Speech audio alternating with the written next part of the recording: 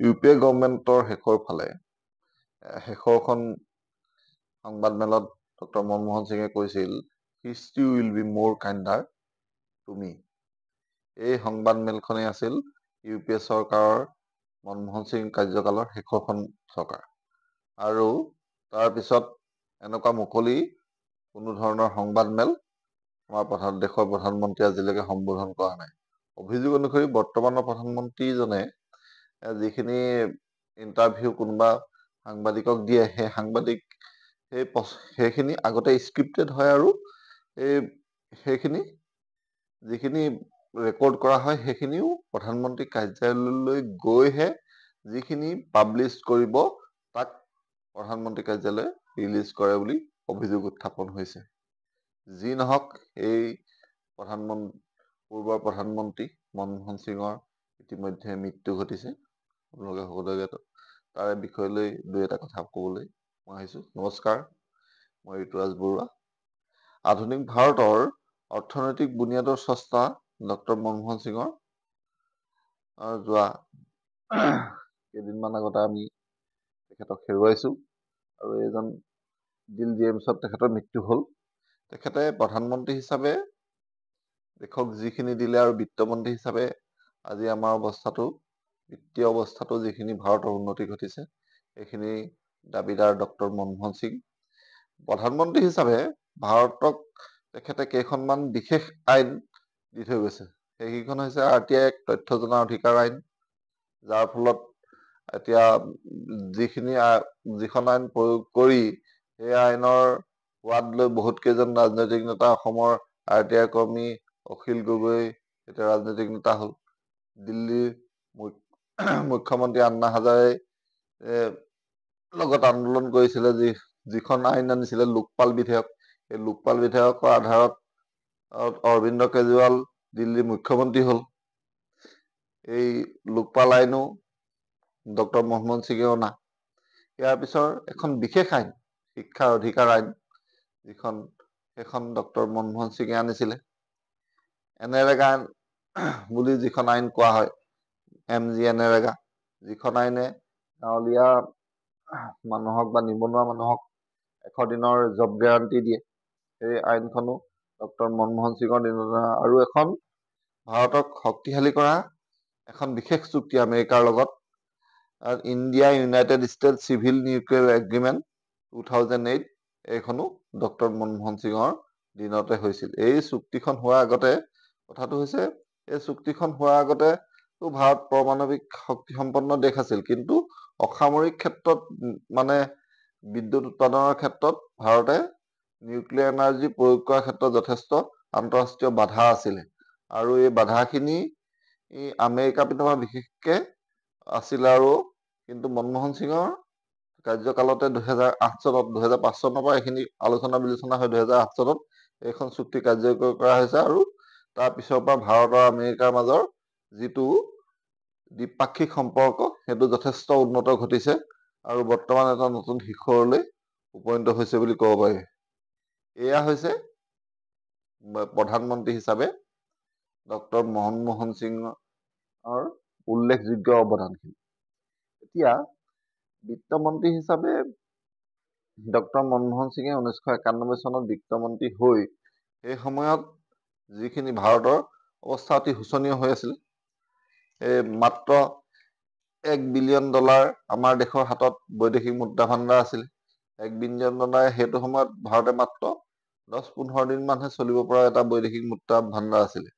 কিন্তু সেই সময়ত বাজেট উত্থাপন কৰি ডক্টৰ মনমোহন সিঙে যিখিনি অৰ্থনৈতিক সংস্কাৰ কৰিলে, এই অৰ্থনৈতিক সংস্কাৰৰ জৰিয়তে আমাৰ দেশৰ বৈদেশিক মুদ্ৰা ভাণ্ডাৰ যথেষ্ট উন্নত হৈছে।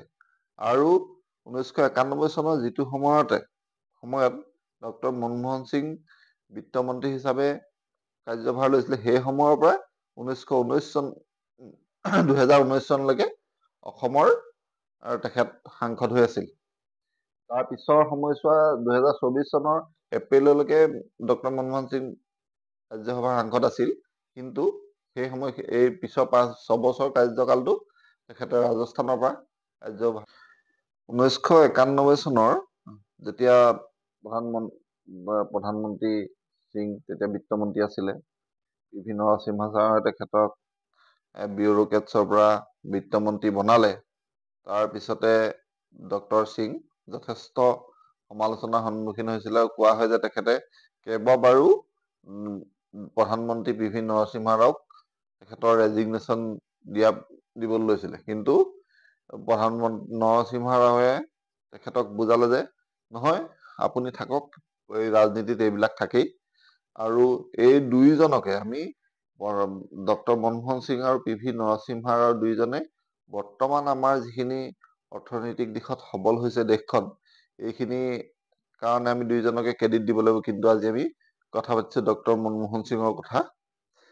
আৰু সেই সময়টোৰ কথা 1990 দশকৰ কথা। 90 দশকৰ সেই সময়টোত কথাবিলাক এনেকুৱা আছিলে যে আজিৰ দৰে বোলে মই কি গাড়ী কিনিম, মই 10 লাখৰ ভিতৰৰ গাড়ী কিনিম, 20 লাখৰ ভিতৰৰ গাড়ী কিনিম। আজি মানুহৰ হাতত অপচন বহুত, ৰং কোনটো কিনিব সেইটো অপচন বহুত। কিন্তু সেইটো সময়ত কথাষাৰ তেনেকুৱা নাছিল।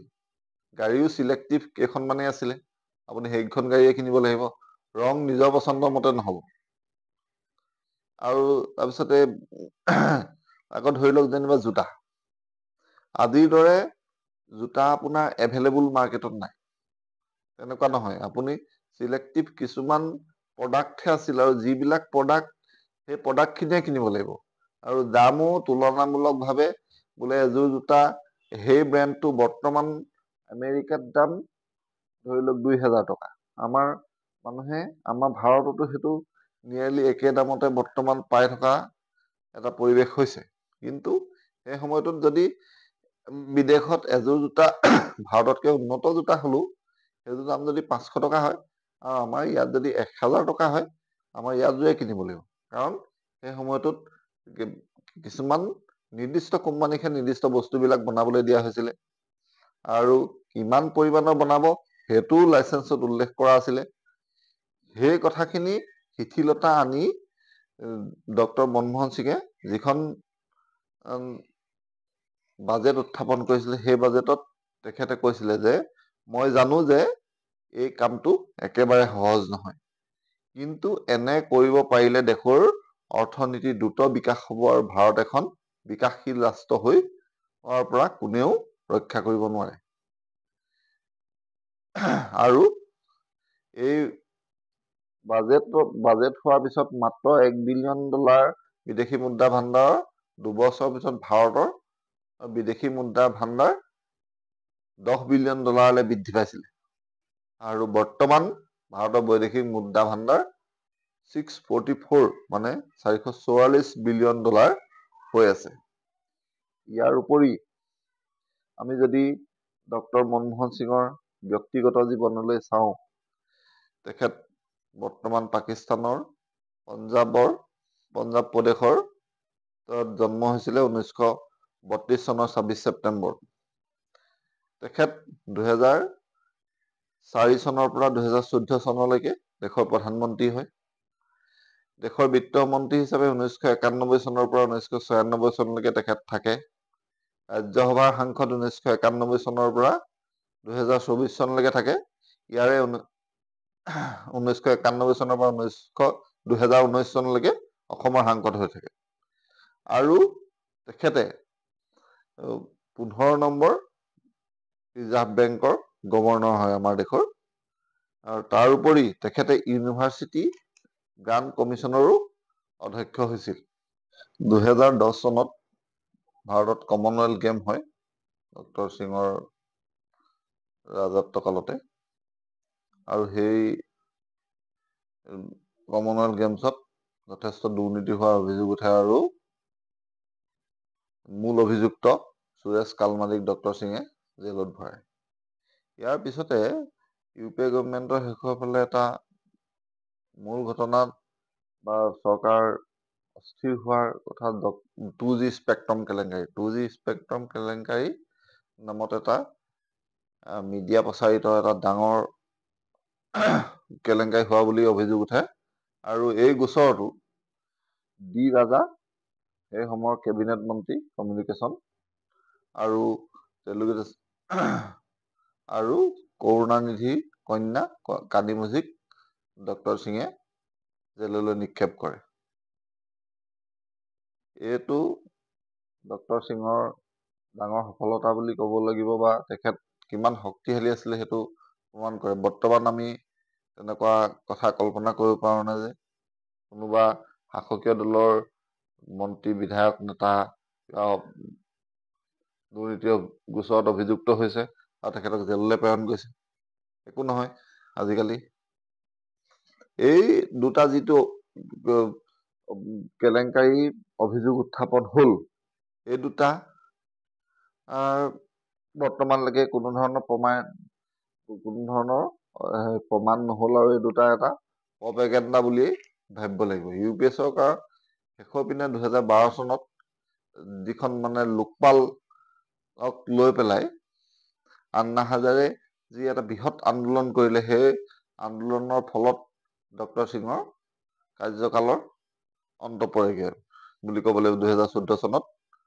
আৰু হয়তো ডক্টৰ সিঙে কংগ্ৰেছ বা ইউ পি এ কাৰ্যকাল যে পিছৰ নিৰ্বাচনত যে তেওঁলোক নিজিকিব সেইটো বুজি পাইছিলে, আৰু সেইবাবে তেখেতৰ কাৰ্যকালৰ শেষৰখন প্ৰধানমন্ত্ৰী হিচাপে সংবাদমেলত কৈছিলে যে হোপ হিষ্ট্ৰী উইল মোৰ কাইণ্ডাৰ টু মি। আজি এই সাংবাদিকক ভাল পোৱা, সংবাদ মাধ্যমৰ স্বাধীনতাক ভাল পোৱা, দেশৰ শিশুসকলৰ শিক্ষাৰ অধিকাৰ দিব বিচৰা, দেশৰ জনসাধাৰণক তথ্য জানিব বিচৰা, আইন দিব বিচৰা, তাৰপিছতে দেশখন শক্তিশালী এখন ৰাষ্ট্ৰ কৰিব বিচৰা, নিউক্লিয়াৰ ডিল কৰা, লগতে এজন বিত্তীয়ভাৱে শক্তিশালী ভাৰতখন গঢ়াৰ নতুন ভাৰতৰ স্ৰষ্টা ডক্টৰ মনমোহন সিঙৰ আমি গভীৰভাৱে শ্ৰদ্ধাঞ্জলি জনাইছোঁ। তেখেত যাতে য'তেই থাকে থাকে।